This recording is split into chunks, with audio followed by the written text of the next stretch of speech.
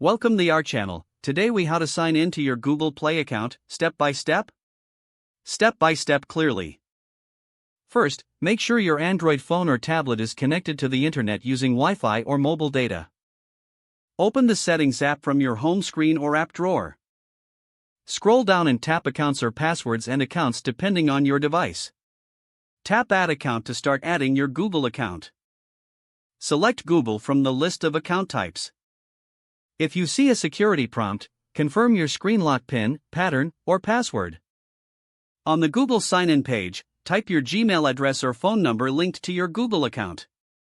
Tap Next to continue. Type your Google account password carefully. Tap Next to sign in. If you have two-step verification enabled, approve the prompt or enter the verification code. Wait a few seconds while your account is added to the device. Now go back to your home screen. Open the Google Play Store app. Look at the top right and tap the profile icon or the first letter of your name. Check that the correct Google account is shown at the top of the menu. If the wrong account is selected, tap the small arrow next to the account name. Choose the Google account you want to use for Google Play. If you do not see your account there, tap Add another account and repeat the sign-in steps.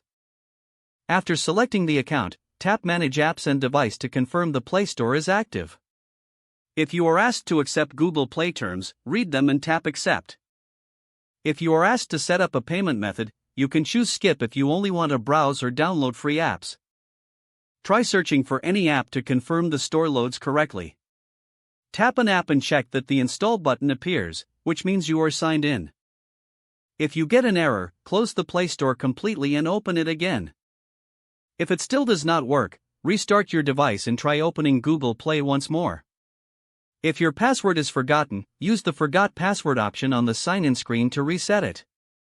For extra safety, make sure you sign in only on your personal device and log out of shared devices. Don't forget to like this video and subscribe to our channel for more step-by-step tech guides.